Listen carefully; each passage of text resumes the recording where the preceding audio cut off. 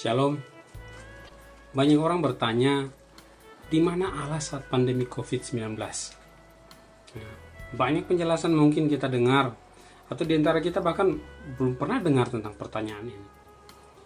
Tapi jawabannya sederhana untuk pertanyaan, di mana Allah saat pandemi COVID-19? Jawabannya, Allah sedang bekerja. Demikianlah tema perenungan kita pada saat ini. Allah sedang bekerja. Saya akan bacakan nats renungan hari ini dari Roma 8 ayat 28. Kita tahu sekarang bahwa Allah turut bekerja dalam segala sesuatu untuk mendatangkan kebaikan bagi mereka yang mengasihi Dia, yaitu bagi mereka yang terpanggil sesuai dengan rencana Allah. Ada 3 hal yang akan kita renungkan saat ini. Yang pertama, Allah sedang bekerja. Allah kita hidup, Dia bekerja, karena itu Dia hidup. Hidup artinya mata melihat. Allah melihat situasi yang dialami dunia. Allah melihat situasi yang dialami setiap negara. Allah melihat situasi yang dialami setiap gereja, setiap keluarga. Bahkan Allah mengetahui situasi yang Anda dan saya alami saat ini. Allah hidup. Hidup artinya hati merasa. Allah sedih dan ikut berduka dengan mereka yang terpapar virus corona. Allah ikut berduka dengan mereka yang kehilangan anggota keluarganya, orang-orang yang dikasihi karena virus ini. Hidup artinya bekerja.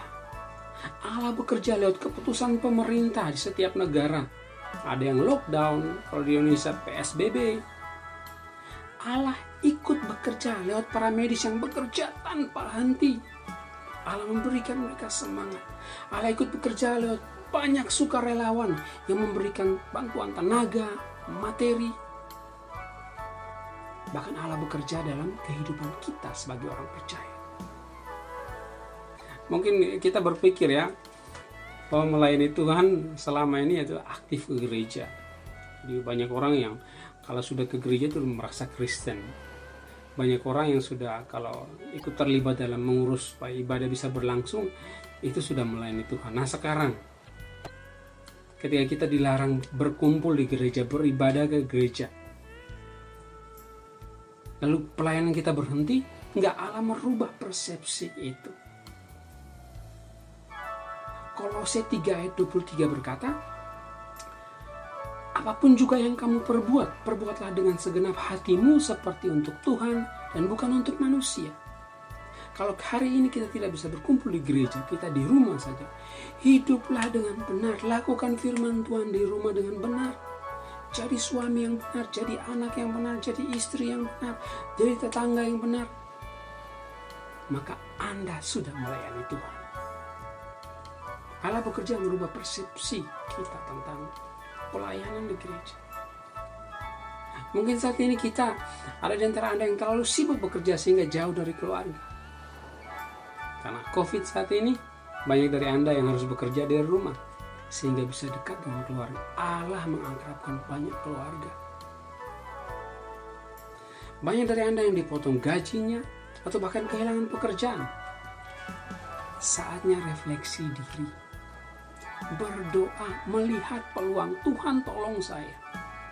Ini kesempatan Allah bekerja membuat Anda lebih kreatif, berkarya dari rumah. Tuhan sediakan banyak peluang. Persepsi kita tentang pekerjaan Allah apa? Itu bagian yang pertama, Allah sedang bekerja. Minta hikmat supaya kita bisa melihat karya apa yang Tuhan kerjakan dalam hidup kita, dalam gereja kita, dalam negara kita, dalam keluarga kita. Bagian kedua, untuk mendatangkan kebaikan. Untuk mendatangkan kebaikan. Kalau Allah itu baik, mengapa Ia biarkan COVID ada? Mengapa Allah membiarkan COVID menyebar serta membunuh jutaan manusia termasuk orang Kristen yang setia? Banyak orang bertanya seperti itu. Alih-alih menyelidiki atau menghakimi Allah, Roma 8 ayat 28 menyatakan, Allah turut bekerja dalam segala segala sesuatu untuk mendatangkan kebaikan. Hati-hati, sikap menggerutu, khawatir, takut terhadap akibat kesehatan dan ekonomi yang mungkin terjadi, ya, menghalangi kita untuk melihat kebaikan-kebaikan Allah yang Dia sediakan di dalam karyanya. Jadi kurangi menggerutu, kurangi khawatir, kurangi takut. Datang pada Tuhan. Tuhan, apa yang sedang Kau kerjakan melalui peristiwa ini dalam hidupku? Salah satu contoh, ya, kebaikan apa yang terjadi melalui COVID ini. Salah satu contoh ialah kalau selama ini hari Minggu kita merasa harus ke gereja baru jadi Kristen, ke gereja baru bisa melayani. Ini kebiasaan Kristiani kita. Ke gereja pakai baju bagus, dandan yang rapi. Bahkan beberapa gereja kalau kita pergi pakai baju yang kurang rapi, dikomplain, wah itu baju nggak cocok untuk gereja. Jadi kita sibuk masalahkan penampilan daripada kehidupan rohani. Saat ini ketika kita tidak boleh berkumpul lagi, motivasi ibadah kita, motivasi pelayanan Kristen kita adalah tentang hati.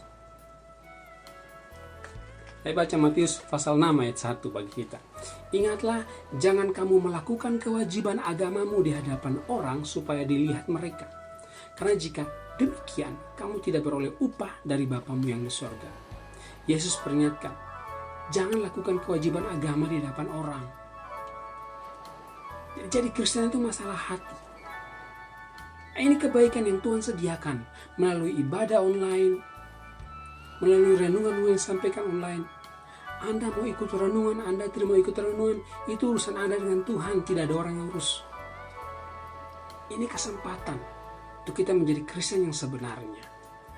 Ini kebaikan yang Tuhan sediakan. Yang ketiga, bagian yang ketiga ialah bagi orang percaya. Roma 8:8 berkata, Allah turut bekerja dalam segala sesuatu untuk mendatangkan kebaikan bagi mereka yang mengasihi Dia, yaitu bagi mereka yang terpanggil sesuai dengan rencana Allah. Bagi mereka yang mengasihi Dia. Karya Allah yang unlimited tadi yang kita pelajari, yang kita renungkan sebelumnya pada bagian 1, bagian kedua. Kebaikan Allah yang diusahakannya untuk siapa? Dalam ayat ini, untuk siapa? Yaitu untuk orang yang mengasihi Dia.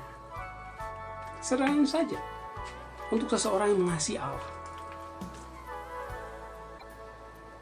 Yohanes 14 ayat 15 saya berkata, saya baca bagi kita, ya.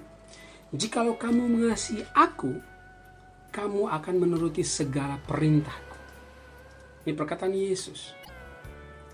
Orang yang mengasihi Allah. Bagaimana kita mengetahui bahwa seseorang mengasihi Allah? Apabila dia melakukan firman Tuhan dalam hidupnya setiap hari. Jikalau kamu mengasihi aku, Yohanes 14 ayat 15, kamu akan menuruti segala perintahku. Nah, orang-orang seperti ini yang akan mengalami kebaikan dari karya Allah dalam COVID ini.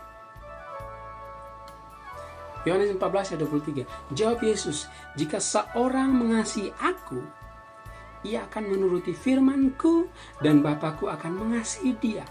Dan kami akan datang kepadanya dan diam bersama-sama dengan dia. Nah, orang mengasihi Allah adalah orang yang mengalami kebaikan Tuhan lewat karya-karyanya. Orang ini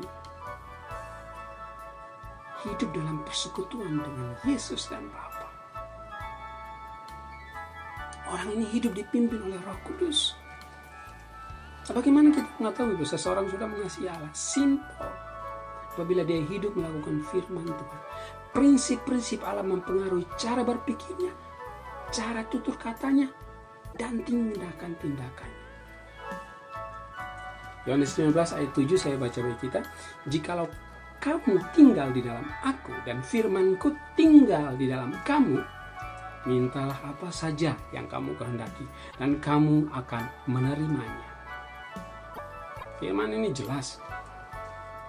Orang yang mengasihi Tuhan adalah orang yang hidup dalam firman-Nya. Tutur katanya, tindakannya, cara berpikirnya dipengaruhi oleh firman Tuhan. Dan orang-orang seperti ini, orang-orang yang doanya dijawab. Yohanes 19 ayat 7, saya baca sekali lagi. Jikalau kamu tinggal di dalam aku dan firmanku tinggal di dalam kamu, mintalah apa saja yang kamu kehendaki dan kamu akan menerimanya.